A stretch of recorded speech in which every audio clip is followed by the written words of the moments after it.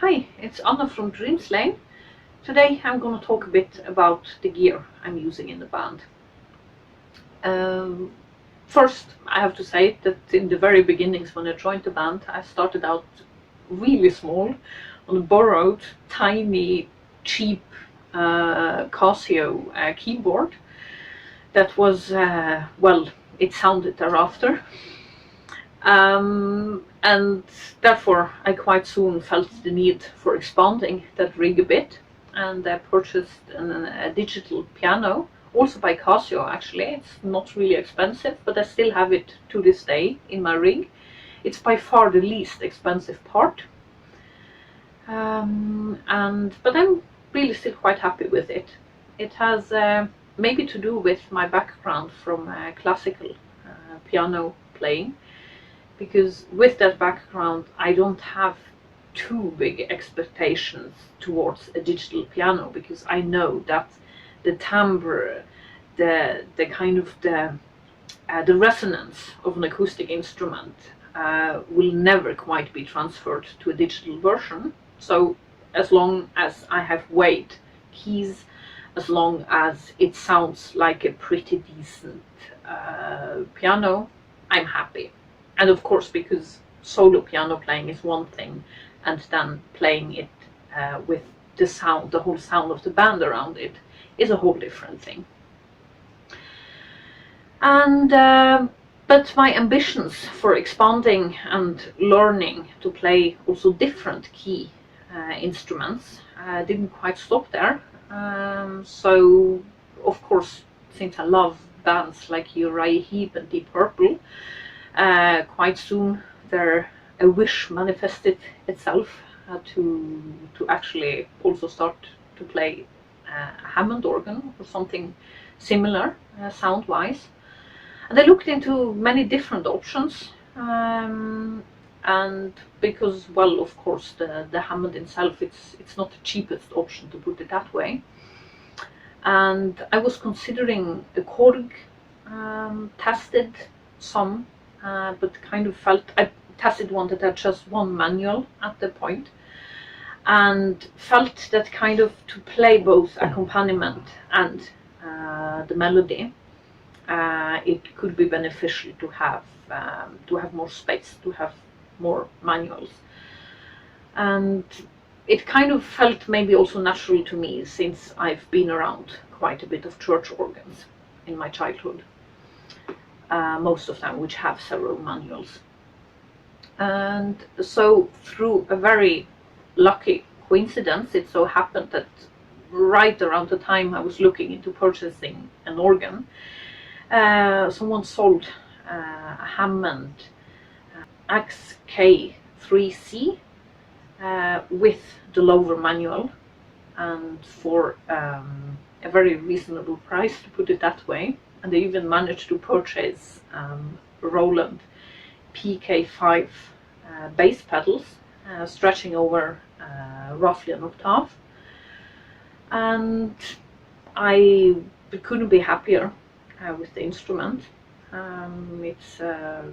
It's the maybe closest digital version one can get that emulates the B3, and there are just so many possibilities. I talk about those possibilities and show some of them in videos on YouTube, and I just keep discovering more, which is really nice. After some time, and when I proceeded to learn more about playing bass pedals, there came the ambition of expanding the pedal set a bit. And as of now, I have a 27 key Nord bass pedals, which I'm really happy with. They span over 2 octaves, and it gives me a wide range of possibilities to play the bass pedals. And what more, after exploring more and more of prog bands, and with one could say weirder and weirder sounds, I got also more and more into synthesizer playing. and started to investigate possibilities of what kind of synthesizer might fit the band. And at some point I discovered a synthesizer that I later on ended up purchasing as a module version, which is so much space saved, especially when traveling. It's just absolutely great. And it's a Waldorf Pulse.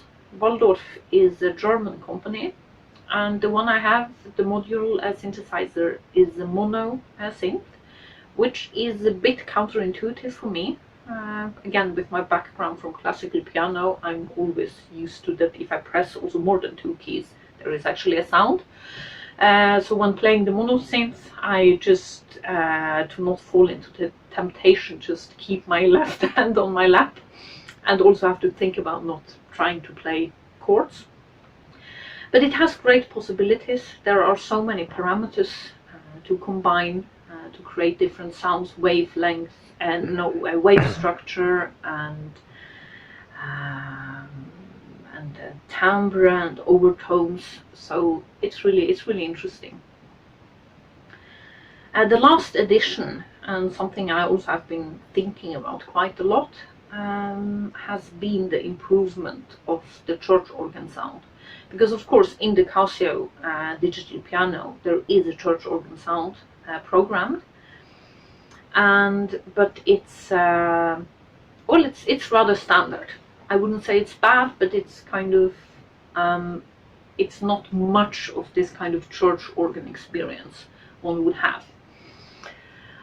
So I started investigating a bit, and after some time considering, I ended up purchasing a Roland XV3080, and I wasn't actually even aware of it. I thought it had the church organ sound that I from the demos quite liked, and then when exploring the tone presets, I actually discovered that in addition to having a church organ setting, it had a cathedral organ setting, and there I was absolutely sold. Because a cathedral organ has more pipes, has more manuals, so there are more tones, and that also means that there are more different possibilities to combine tones in the different stops one can pull. And especially what in a metal context is of great interest is the fact that when all the or most of the pipes are combined, there is one specific setting. It gives this great sound that just kind of roars throughout, which I like to call the evil organ.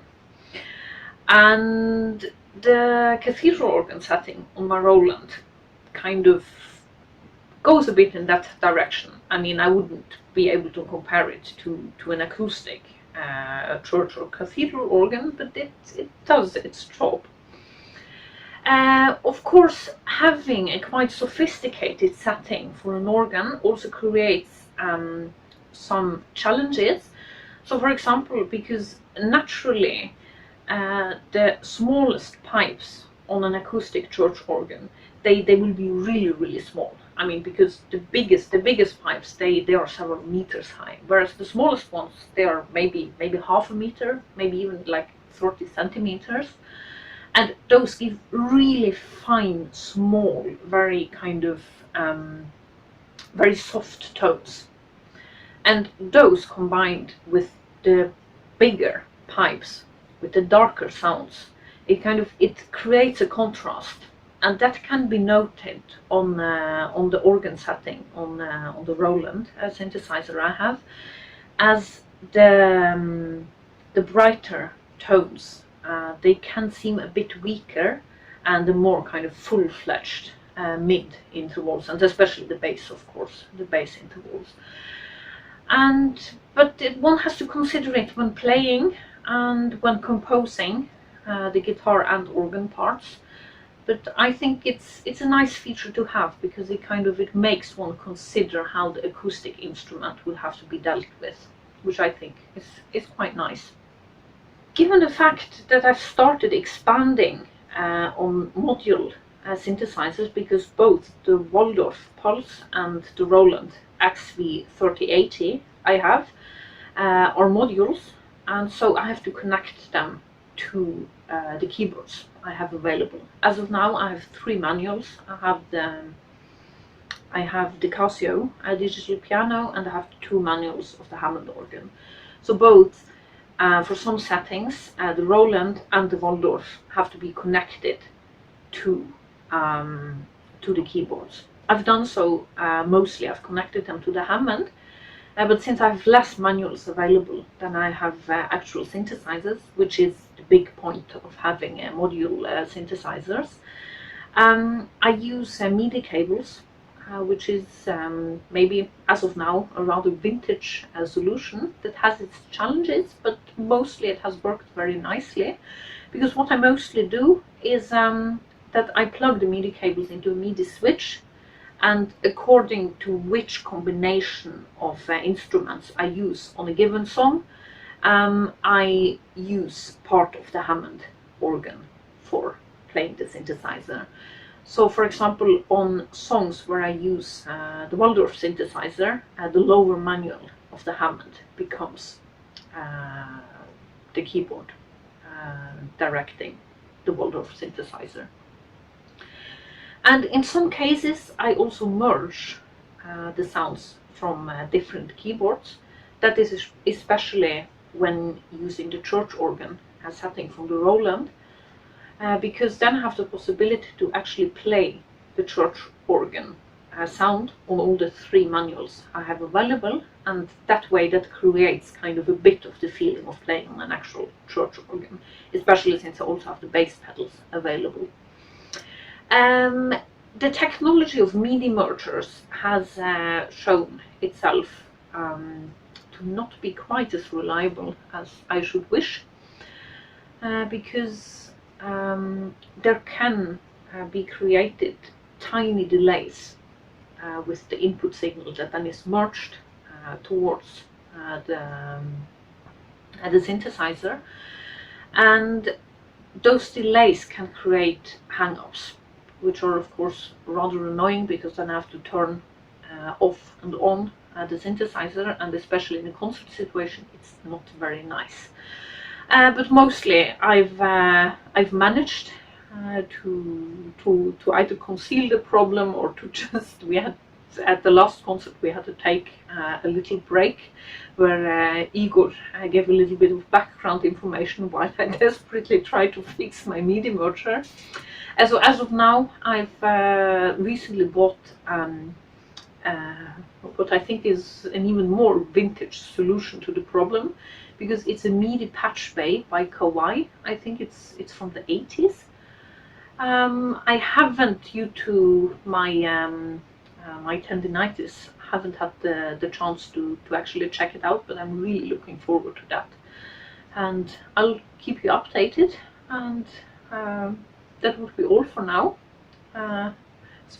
Speak of asking a person about their passion.